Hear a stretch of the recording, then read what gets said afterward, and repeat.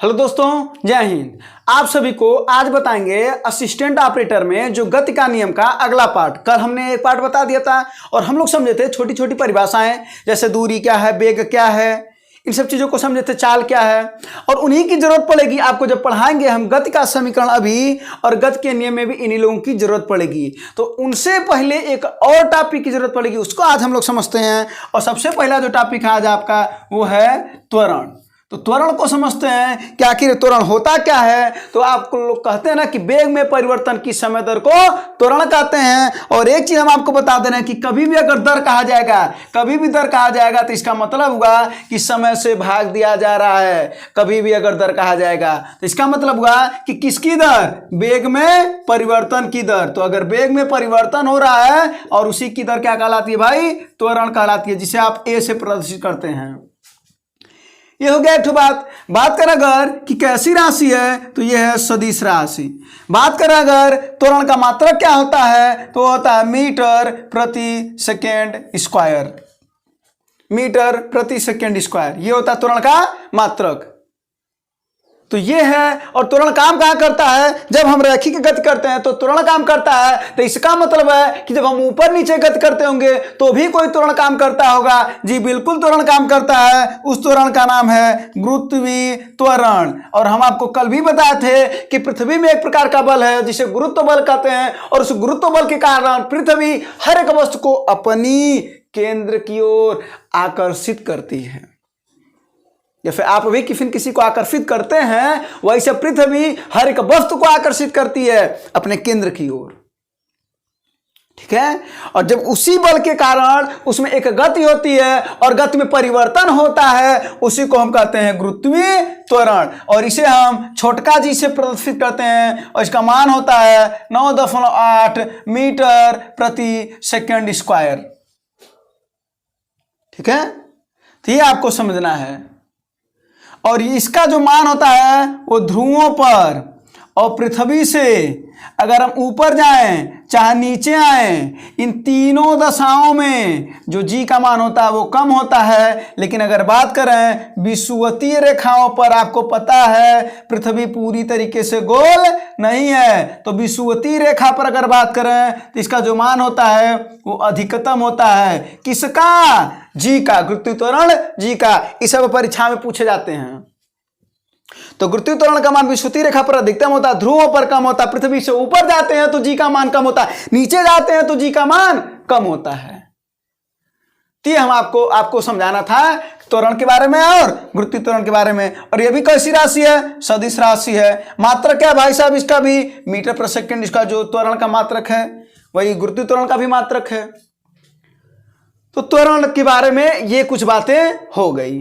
तो अगर हम इसका फार्मूला लिखना चाहें तो हम लिख सकते हैं ए बराबर वी बटा टी, या इसी को हम कहते हैं डेल्टा वी बटा डेल्टा टी। कहाँ है डेल्टा वी बटा डेल्टा टी, कहते हैं डेल्टा वी का मतलब होता है V2 माइनस V1। और यह है वेगमा में परिवर्तन, यही वेग में परिवर्तन है।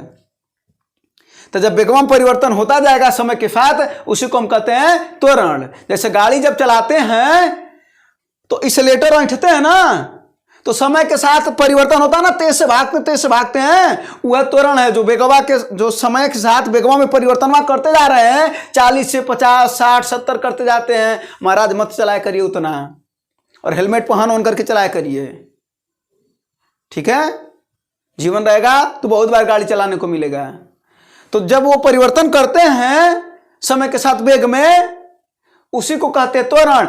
लेकिन कह दीजिए कि अच्छा ये बताइए, और अगर जब हम खूब तेज कर लेते हैं तो स्लो भी तो करते हैं ना कहीं न कहीं। तो जब स्लो होता है तो वो तो समय के साथ में वहां पर वेग में क्या हो रहा है, यहाँ पर वेग में बढ़ोतरी हो रही है। अगर बढ़ोतरी होगी तो त्वरण होगा, अगर घटोतरी होगी तो इसका एक और नाम है मंदन। क्या नाम है, मंदन। इसका मतलब हुआ कि जब समय के साथ वेग में लगातार कमी हो रहा हो तो उसको हम कहते हैं मंदन, और बढ़ रहा हो तो त्वरण।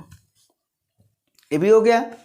इसका मतलब है कि मंदन को ही हम कह सकते हैं ऋणात्मक त्वरण कह सकते हैं। का, अरे बिल्कुल कह सकते हैं, झकझोर के कह सकते हैं। ठीक है। तो ये बात हो गई आपकी त्वरण के बारे में और गुरुत्वीय त्वरण के बारे में। अब इन्हीं लोगों की जरूरत पड़ेगी गति के समीकरण में, इसी वजह से बताया गया है। अभी देखिएगा गति के समीकरण में किन की जरूरत पड़ेगी। तो ये हो गया a बराबर v बटा टी। और यहां से थोड़ा सा एक चीज और समझाना चाहते हैं, उसको भी समझ लीजिए। आप समझना भी चाहते हैं? अगर हाँ तो आइए और देखिए क्या है। बात कर रहे हैं कि v क्या है, वेग है, और t क्या है, समय है। अगर आप कहेंगे बाबू साहब यहाँ पर कि समय बताइए, बढ़ेगा तो त्वरण क्या होगा, तो जरा देखिए ये उल्टे का संबंध है ऊपर है तो है कहाँ बा, नीचे। तो अगर समय क्या होगा, बढ़ेगा, तो त्वरणवा घटेगा, त्वरणवा क्या होगा, घटेगा। और अगर वेगवा बढ़ेगा तो त्वरणवा बढ़ेगा, क्योंकि दोनों भाई भाई, अगर हई बढ़ेगा तो यो बढ़ेगा। इसका मतलब क्वेश्चन कई बार पूछता है कि यदि किसी वस्तु के वेग में वृद्धि कर दिया जाए तो त्वरण पर क्या प्रभाव पड़ेगा। आप कहोगे त्वरण भी बढ़ जाएगा, कहोगे ना, तो त्वरण भी बढ़ जाएगा। और अगर बात करें इन लोगों के अनुपात की, तो जरा देखिए, अगर हम ऐसे लिख दें a1 बराबर v1 बटा t1, पहला त्वरण मान लेते हैं, और दूसरा त्वरण कर दें a2 बराबर v2 बटा t2। कहते ये क्या खेल खेल रहे हैं, जरा देखिए, अभी खेल आपको समझ में आएगा। a1 बटा a2 बराबर v1 बटा t1 हो जाएगा, अब बटा v2 बटा t2। और जब बगलिया वाला बगलिया में जाएगा, नीचों वाला कहाँ जाएगा, ऊपर, तो क्या हो जाएगा v1 बटा v2, गुणे है t2 छलांग मार के ऊपर, तो t2 बटा t1। अब इसका क्या मतलब है, इसका क्या गेम है, जरा गेम को समझते हैं। क्वेश्चन करता है कि यदि वेगों का अनुपात 2:3 हो, यदि किन्हीं दो वस्तुओं के वेगों का अनुपात 2:3 हो, तो उनके त्वरण का अनुपात बताओ। तो जब अभी त्वरण का अनुपात अगर पूछ लेगा तो जरा देखिए, इसके साथ जैसे ही है वैसे ही है, जो तेरा हाल है वो मेरा हाल है। तो v1 बटा v2 का मान 2:3, तो त्वरणवा उसी के बराबर है, तो कहा है वो नहीं हो जाएगा, 2/3 हो जाएगा। लेकिन अगर समैया का अनुपात दिया रहता कि समय जो लगा है वो 2:3 है, तो जरा देखिए यहाँ पर समैया उल्टा हो गया, t2 बटा t1 हो गया है, यूं उल्टा है, तो त्वरणवा का अनुपात कितना होगा, त्वरणवा हो जाएगा 3/2, ना हो जाएगा। तो कभी कभी अनुपात वाले क्वेश्चन भी आते हैं। ये हो गया।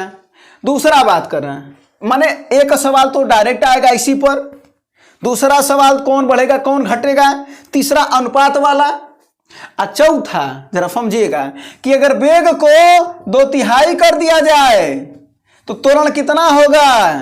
तो जरा देखिएगा कि त्वरण और वेग में भाई भाई का संबंध है। तो जब वेग 2/3 हो जाएगा, अगर ये कम हो जाएगा, भैया को चोट लगेगा तो दूसर का भैया को नहीं लगेगा क्या, उसको भी लगेगा कि हमारे भाई को ही चोट लगा। क्यों? क्योंकि कहा जाता ना कि कुछ भी हो अपना भाई है।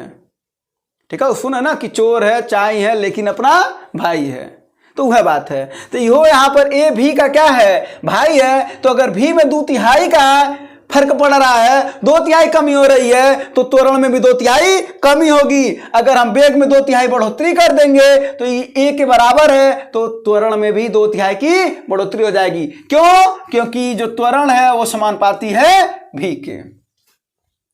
ठीक है, तो यही चीज है यहां पर।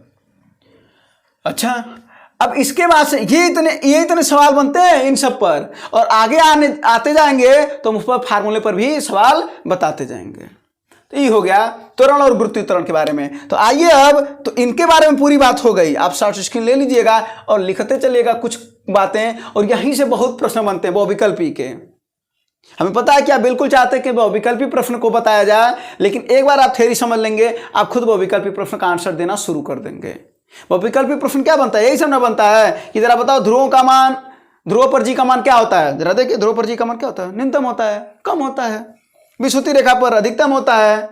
अगर त्वरण को 2/3 अगर वेग को 2/3 कर दिया जाए तो त्वरण क्या होगा, यो 2/3 हो जाएगा। अनुपात वाला क्वेश्चन दे दिया जाएगा तो भी लगा लेंगे। तो देखिए यही सब सवाल भी हैं।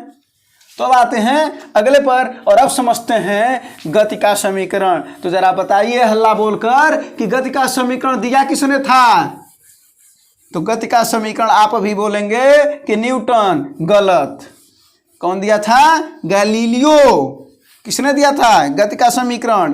गैलीलियो। फिर जब गति का समीकरण का अध्ययन किए न्यूटन साहब 1686 में, तो 1687 में जाकर के न्यूटन की गति के नियम उन्होंने दिया। तो गति का नियम कौन दिया था? वो न्यूटन दिए थे, लेकिन गति का समीकरण कौन दिया था? गैलीलियो। ठीक है। और जब वह गति का समीकरण का अध्ययन कैले कौन? न्यूटन। तो वह जाकर के 1687 में प्रिंसिपिया नामक बुक में इन्होंने लिखा गति के नियम 3 ठो। तो सबसे पहले हम गति के समीकरण को पढ़ते हैं, उसके बाद से गति के नियम को पढ़ लेते हैं, है ना। तो पहला है गति के समीकरण। समझाने की कोशिश करते हैं, जरा समझिएगा। ठीक है। अगर हम जब रैखिक गति करेंगे, कौन सा गति भाई? रेखीय गति। और हो सकता है बाद में हम ऊर्ध्वाधर गति करने लगे, जाहिर सी बात है ना। आज रैखिक गति कर रहे हैं, कल को फिर ऊर्ध्वाधर गति करेंगे। तो आइए समझते हैं और देखते हैं कि क्या है। तो जो पहला समीकरण होता है वो होता है v बराबर u प्लस at। अब देखिए v क्या है? v क्या है? अंतिम वेग। u क्या है? प्रारंभिक वेग। a क्या है? त्वरण। t क्या है? समय। देखिए अब आप सब समझ रहे हैं, क्यों? क्योंकि अगर आप कल का क्लास और अगर आज का क्लास किए होंगे भी थोड़ी देर पहले वाला जो बताए हैं त्वरण, तो आप सब समझ रहे होंगे v बराबर u प्लस at में u क्या है, v क्या है, a क्या है, और परिभाषा भी हम आपको समझा दिए हैं। तो ये हो गया। दूसरा अगर बात करें तो आपको पता है जो दूरी ज्ञात करते हैं तो ut plus half at square. और तीसरा समीकरण की बात करें तो v स्क्वायर बराबर होता है u स्क्वायर प्लस 2af। तो v क्या है भाई? यह है अंतिम वेग। u क्या है? प्रारंभिक वेग। यश क्या है? उस वस्तु द्वारा चली गई दूरी। और क्या बच रहा है? हाँ a क्या है? त्वरण।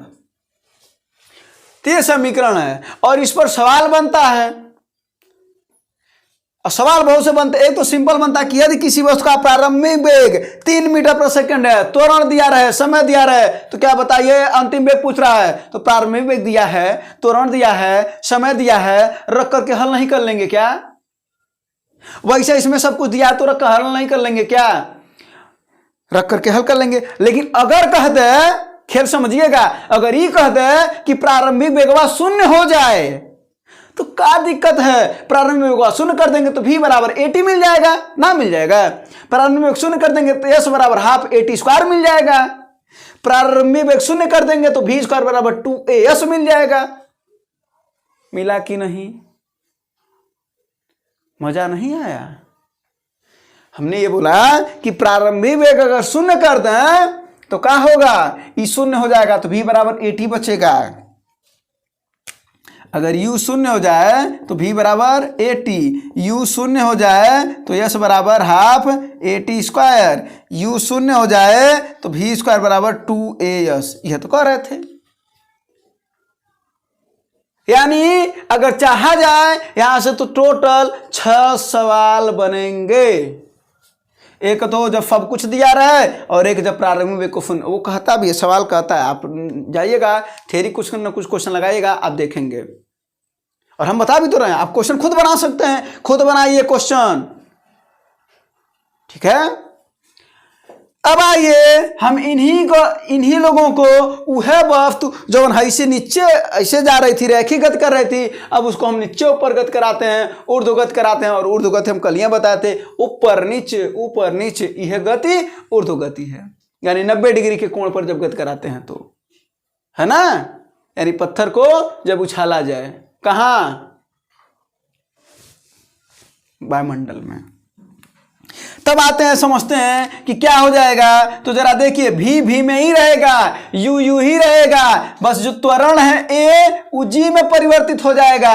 काहे कि रैखिक गति a काम करती है लेकिन वृत्तीय त्वरण g काम करता है। कब? जब हम ऊपर नीचे गति करते हैं तब।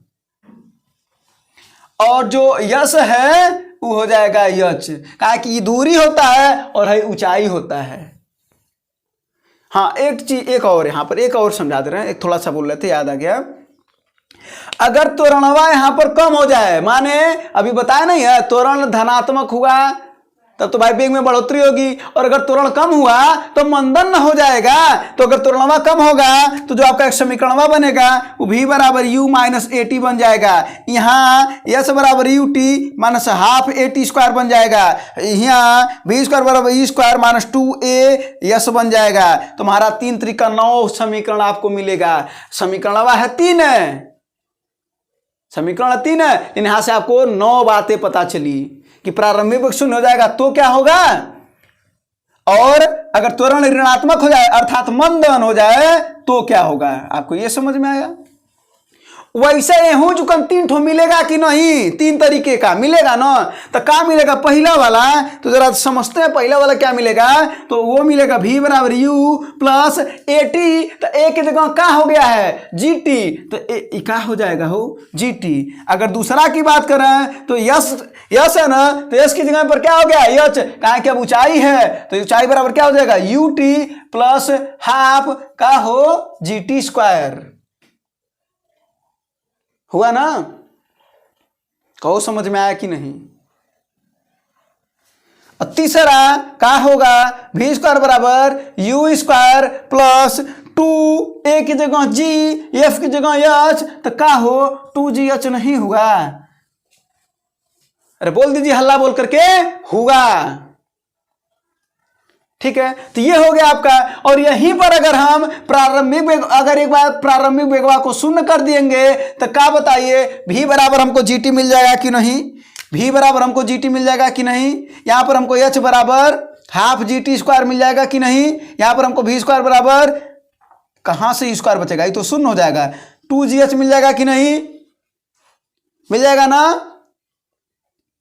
बिल्कुल मिल जाएगा। और अगर पृथ्वी से ऊपर या नीचे की अगर हम गति कराने लगेंगे जब, इसका मतलब अगर गुरुत्वीय त्वरण ऋणात्मक होने लगे तो क्या हो जाएगा भाई, तब v बराबर हो जाएगा u minus g t, h बराबर u t minus half g t square, और v स्क्वायर बराबर e square minus 2gh minus हो जाएगा जैसे इसमें हुआ था, है ना।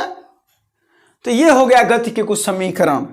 और एक बहुत स्पेशल है, इससे क्वेश्चन आता टीवे सेकंड में चली गई दूरी, जरा नोट करिएगा। तो यस बराबर होता है, अगर टीवे सेकंड में यस बराबर u t plus half a 2t minus 1। Note करिएगा, एकदम इसको नोट करिएगा, बहुत बार क्वेश्चन पूछा गया है। यस बराबर u t plus half a 2t minus 1। विशेष सेकंड में चली गई दूरी, कभी कभी प्रारंभिक वेग दे दिया रहता है, त्वरण दे दिया रहता है और कहता है 9वें सेकंड में चली गई दूरी बताओ, वहां हाई काम नहीं करेगा, हाई काम करेगा।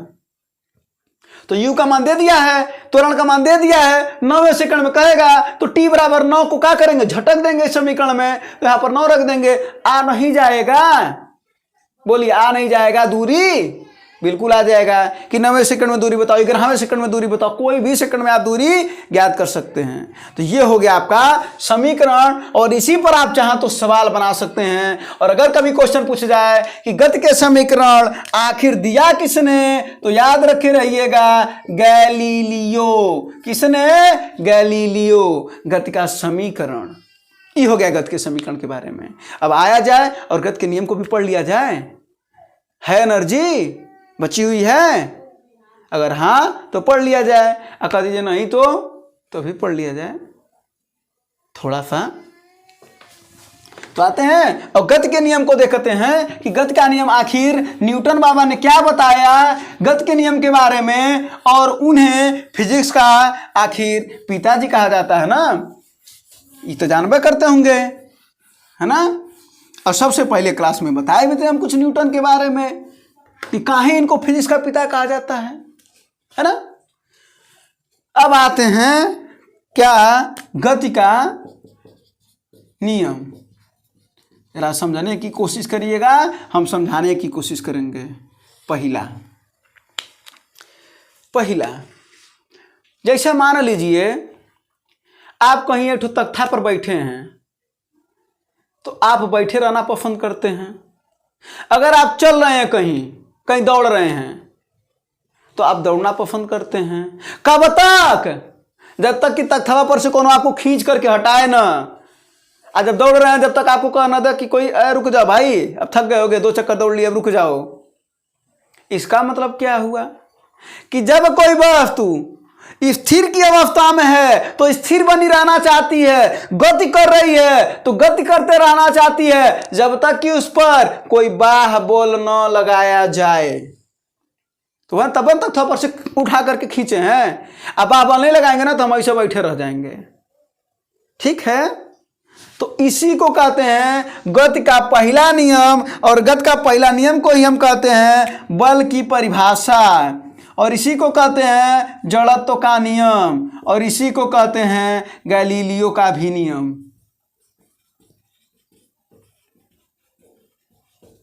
ठीक है, तो बल की परिभाषा भी यही है। तो हमने क्या बोला? हमने यही बोला कि जब कोई वस्तु गति कर रही है तो गति करती रहेगी, विराम की अवस्था में तो विराम में रहेगी, जब तक उस पर कोई बाहुबल न लगाया जाए। और यही है गति का पहला नियम, और इसी को जड़त्व का नियम कहते हैं। आज जड़त्व 2 तरीके का होता है, एक होता है विराम का जड़त्व और एक होता है गति का जड़त्व। और आप देखते होंगे ना कि जब गाड़ी में बैठ करके जाते हैं तो ब्रेकवा मारता है ना ड्राइवर, तो आप एकाएक में अगवा नहीं चले जाते हैं। जब एकाएक चलाता है तो हम पीछे में नहीं चले जाते हैं तुरंत। देखे ना, तो वही है जड़त्व। तो क्वेश्चन अगर पूछ दे कि यदि ठहरी हुई मोटर कार में अचानक आगे चल पड़ने पर हम कहाँ झुकते हैं?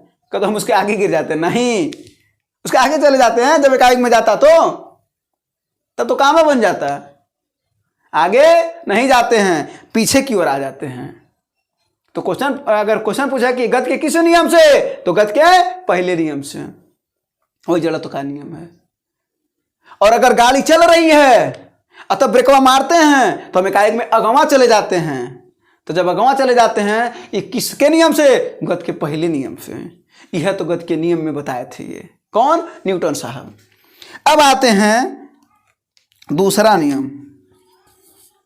दूसरा नियम ना थोड़ा सा इसका ब्रॉड है, चीजें थोड़ा सा समझने वाली बात है। कहा है कि कुल खेल दूसरा नियम से यहाँ से है, जो आपकी परीक्षा में क्वेश्चन भी खूब बनते हैं और इन लोगों से एग्जाम्पल बनते हैं। गति के नियम से एग्जाम्पल के क्वेश्चन बनते हैं कि फलाने के एग्जाम्पल दे देता है और कहता है कि जरा बताओ ये कौन सा नियम है। ठीक है, तो आते हैं गति के दूसरे नियम पर। तो गति का दूसरा नियम क्या कहता है कि किसी वस्तु पर लगाया गया बल उसके त्वरण के समानुपाती होता है। किसी वस्तु पर लगाया गया बल उसके त्वरण के समानुपाती होता है। ये न्यूटन का दूसरा नियम है। और जब समानुपाती चिन्ह हटाते हैं तो यहीं पर हम लिख देते हैं द्रव्यमान, यानी द्रव्यमान गुणे त्वरण, यही होता है बल, जिसे आप कहते हैं F बराबर m इंटू ए। बात करना अगर इसी समय मात्र की, थोड़ा ये बात करना, इसी समय मात्र की बात करना है तो क्या हो जाएगा? क्या लिख रहे हैं? हाँ, किलोग्राम मीटर प्रति सेकेंड स्क्वायर, या इसी को आप कहते हैं न्यूटन, या इसी को आप कहते हैं डाइन। इसी को नहीं कहते हैं, सॉरी, कहने का मतलब डाइन या सीजीएस पद्धति में मात्रक है, एसआई पद्धति में मात्रक है, एमकेएस पद्धति में मात्रक है। ठीक है, और आपको पता होगा कि 1 न्यूटन बराबर 10⁵ डाइन, याद रखे रहिएगा, डाइन हो मात्रक। तो बल बराबर क्या हो जाता है? द्रव्यमान गुणे त्वरण। और इसके बारे में हमने बता दिया। और राशि कैसी है? तो सदिश है। राशि कैसी है? सदिश है। कौन? बल। तो ई है न्यूटन का दूसरा नियम। और साथ साथ में एक चीज यह और बताया गया था, जरा सा समझते हैं क्या बताया गया था, जरा देखिए कि किसी वस्तु के संवेग में परिवर्तन की दर उस वस्तु पर बल कहलाती है, लगाया गया बल कहलाती है।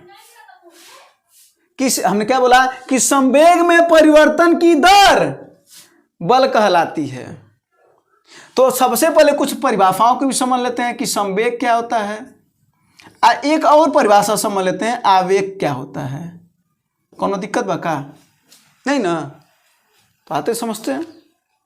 संवेग क्या होता है कि किसी वस्तु के द्रव्यमान और वेग के गुणनफल को संवेग कहते हैं। अगर बात करें राशि कैसी है तो ये सदिश राशि है। बात करें मात्रा की तो किलोग्राम मीटर प्रति सेकेंड, ये हो गया मात्रा की बात। वो दोनों नोट कर लीजिएगा। आते समय की परिभाषा पर कि यदि किसी वस्तु के द्रव्यमान और वेग में गुणनफल कर दिया जाए तो हमें क्या प्राप्त हो जाता है महाराज? संवेग प्राप्त हो जाता है। और अगर कह दो कि वेग बढ़ेगा तो संवेग बढ़ेगा कि नहीं, तो जरा बताओ ये जो वेग है वो संवेग का भाई है कि नहीं? तो अगर वेग बढ़ेगा तो संवेग भी बढ़ेगा, अगर वेग दुगुना तो संवेग भी दोगुना, अगर वेग 2/3 तो संवेग भी 2/3। ये दोनों हैं भाई भाई। और अगर V1 अनुपात V2 का मान देते 2:3, इसका मतलब अगर वेगों का अनुपात देते 2:3, तो जरा बताओ संवेगों का अनुपात क्या होगा? ये दोनों भाई हैं तो इनका भी अनुपात क्या होगा महाराज? कहेंगे आप 2/3 होगा। बिल्कुल होगा। तो देखिए, एक हमने इसके पहले क्वेश्चन समझाया, अगर वो समझ में आया होगा तो इहो खूब समझ में आया होगा। ये हो गया। संवेग के बारे में भी हम लोग कुछ ना कुछ जान लिए। आवेग को पढ़ते हैं। आवेग कहते हैं, देखिए क्या होता है, हथौड़ी से कील को ठोके हैं दीवाल में, उसी को कहते हैं आवेग। नहीं तो क्रिकेट तो खेलबे किए होंगे, है ना? आज जब गेंद रोकते हैं तो क्या करते हैं? हथवा को हल्का सा पीछे करते हैं कि नहीं? कि करे कारण आवेग के कारण। अगर ऐसे रोकेंगे तुरंत ना तो देखते हैं चोट खूब तगड़ा लगता है कि नहीं? लगता है ना। इसी वजह से कभी कभी देखते हैं ना, कहते हैं उंगलियां पर गिरा तो चोट लग गया। उंगलियां पर गिरने के वजह नहीं चोटवा लगता है, हम हटा ही नहीं पाते उंगलियां। अगर उंगली उसको हटा भी लेते ना तो चोटवा नहीं लगता, हम हटा ही नहीं पाते हैं। तब समझते हैं आवेग क्या होता है। जब किसी वस्तु पर बहुत बड़ा बल है, इतना बड़ा, छोटे होंगे ना तो कहते हैं ना कि कितना बड़ा, तो इतना बड़ा। तो जब किसी वस्तु पर इतना बड़ा बल बहुत कम समय के लिए लगाया जाए, जैसे जब हथौड़िया से किलवा को ठोकते हैं तो मारते हैं ना, तो धड़ाम से जब मारते हैं तो धंस जाता है ना। तो जब बहुत बड़ा बल बहुत कम समय के लिए लगाया जाएगा, उसी को कहते हैं बल का आवेग। एकर मतलब क्या हुआ कि आवेग का मतलब होता है बहुत बड़ा बल। तनी आपको बहुत बड़ा लिख दें, थोड़ा समझ जाएंगे। लीजिए, बहुत बड़ा बल बहुत कम समय के लिए लगाया जाए, तो बहुत बड़ा बल बहुत कम समय के लिए लगाया जाए तो उन्हीं के गुणनफल को हम कहते हैं बल का आवेग। तो जरा आइए और यहां समझते हैं कि थोड़ा सा बतिया अभी आपको समझा देंगे कि क्या है। अगर है डेल्टा टी हिधरियन भाग करा तो हिधरियन गुणा करेगा कि नहीं? कुल खेल इसी के लिए तो हुआ है। और है इधर हो जाएगा डेल्टा पी, हो जाएगा ना। ई जरा बताइए, एफ गुणे डेल्टा टी क्या है? आवेग है कि नहीं? डेल्टा पी ऐसी को हम कहते हैं संवेग में परिवर्तन। जरा समझने की कोशिश करिएगा। अगर क्वेश्चन कह दे कि संवेग में परिवर्तन क्या कहलाता है तो आप कहेंगे आवेग कहलाता है। लेकिन अगर ही कह दे कि संवेग में परिवर्तन की दर क्या कहलाती है, दर क्या कहलाती है, तब आप कहेंगे बल कहलाती है। ध्यान से समझिएगा, एक शब्द का खेल है दर। कौन चीज का? दर। अगर ये कह दिया कि संवेग में परिवर्तन की दर क्या कहलाती है, संवेग में परिवर्तन की दर, दर माने हमने पहले बोला समय से भाग देना, तो संवेग में परिवर्तन की दर इस वजह से कई बार बता रहे हैं परीक्षा में आता है और आप बड़ी छोटी सी बारीक सी गलती कर जाते हैं, वही गलती ना हो इस वजह से बता रहे हैं। तो संवेग में परिवर्तन की दर बल कहलाती है, लेकिन संवेग में परिवर्तन दर ना रहे तो आवेग कहलाती है। नोट कर लीजिएगा भाई। आ जाएगा सामने से, गुजर जाएगा आंखों से, आंखों के सामने से चला जाएगा, ठीक है ना, तो फिर आएगा नहीं। बहुत सी चीज आपके आंखों सामने से चली जाती है, फिर ऐसे आएगा नहीं। संवेग भी बता दिया हमने, आवेग भी बता दिया। तो यही न्यूटन के द्वितीय नियम का स्पष्टीकरण भी इसी को हम कहते हैं। इसका मतलब दोनों नियम है, त्वरण बल के समानुपाती होती है और संवेग में परिवर्तन की दर लगाए गए बल के बराबर होता है। यह भी इनके दूसरा नियम का स्पष्टीकरण रूप है। तो ये भी आपको समझा दिए, ठीक है। अब आते हैं तीसरे नियम पर। तो तीसरे नियम को कहते हैं का क्रिया प्रतिक्रिया का नियम। क्रिया प्रतिक्रिया का नियम। जैसन, जैसे कहा जाता है ना, जैसन करबा वैसन भरबा, ऐसा सुने ना, वही वाली बात है। इसका मतलब हुआ कि प्रत्येक वस्तु अगर किसी वस्तु दूसरे वस्तु पर अगर बल लगाती है, तो अगर हम जैसे मान लेते हैं अगर हम इसको धक्का दे रहे हैं तो उतने ही बल से ये दिवालियों हमको धक्का दे रही है, उतने ही बल से। ठीक है, हमें लगता है कभी कभी इसी वजह से जो हमारे बुजुर्ग लोग, जो हमारे आदरणीय लोग, बड़े लोग होते हैं, या हमारे लोगों के टीचर लोग क्या समझाते हैं कि गलत काम मत करो वरना गलत का इम्पैक्ट पड़ेगा। हमें लगता है कभी कभी वो क्रिया प्रतिक्रिया नियमों पर आधारित है, हम क्रिया करेंगे तो प्रतिक्रिया तो मिलबा करेगा ना। ठीक है, न्यूटन साहब भी बड़ी होशियार थे, ये जितने भी नियम उम दिए ना, सब ऐसे ही बैठ करके जो सामाजिक चीजें उन्हीं पर सोचा करते थे ये, और इसी को उन्होंने नियम बना दिया। और देखिए आज फॉलो होता है, कोई काट भी नहीं पाता है उनका नियम। इससे उसके पहले नहीं गिर रहा था, तब वो गिर रहा था ना, तो यही बात है। तो ये है क्रिया प्रतिक्रिया का नियम, और इसमें जो एग्जाम्पल है वो आप सब पढ़ लीजिएगा। तो कुछ एग्जाम्पल आपके, अच्छा कुछ एग्जाम्पल आप एक बार कमेंट बॉक्स में बता दीजिए, हमें पता चल जाएगा कि हाँ आप भी कुछ पढ़ रहे हैं, नहीं तो हम कल की क्लास में जरूर बता देंगे। ठीक है, तो ये है क्रिया प्रतिक्रिया का नियम बता दिए, और एक बार कंक्लूड कर देते हैं जल्द में कंक्लूड कर देते हैं कि जब किसी वस्तु पर हम क्रिया लगाते हैं तो विपरीत दिशा में वो वस्तु भी हमारे पर उतनी ही बल लगाती है, उसे हम प्रतिक्रिया बल कहते हैं। तो क्वेश्चन अगर पूछ दे कि क्रिया बल या प्रतिक्रिया बल क्या होता है, तो यही न्यूटन के गति का नियम का तीसरा पार्ट है, यानी तीसरा नियम है ये हो गया। तो इसके एग्जाम्पल आप लिख लीजिएगा, पढ़ लीजिएगा, हमने थ्योरी को समझा दिया, एग्जाम्पल को क्योंकि देखिए एग्जाम्पल तो सीधी सी बात है भाई, आपको याद करना ना, क्योंकि वहां पर आ जाएगा तो आपको याद करना है। बहुत बड़ा आपको फिजिक्स का ज्ञाता बन करके तो जाना नहीं है परीक्षा में, आपको क्या करना है, समझना है। और अगर वो प्रश्न आ जाए आपको तो आपको बहुत खुशी होगी, है ना। तो दोस्तों हमारा भी कुछ यही काम है, तो हमने आज आपको समझाया, और अब ये गति का जो नियम है ये कंप्लीट हो गया है। कुछ हमने परिभाषाओं को भी समझाया, फिर भी अगर कोई चीज़ बच रहा होगा तो आप जरूर बताइएगा कमेंट में कि क्या अभी भी बच रहा है। और कल हम पढ़ाएंगे अगला चैप्टर जो कि आपका गुरुत्वाकर्षण, और उस वहाँ से समझाएंगे ये आगे की बातें कि बल क्या होते हैं और गुरुत्वाकर्षण बल क्या होता है, और आगे की कुछ बातें। ठीक है दोस्तों, फिर मिलते हैं आपसे अगले दिन इसी एनर्जी के साथ। धन्यवाद, जय हिंद।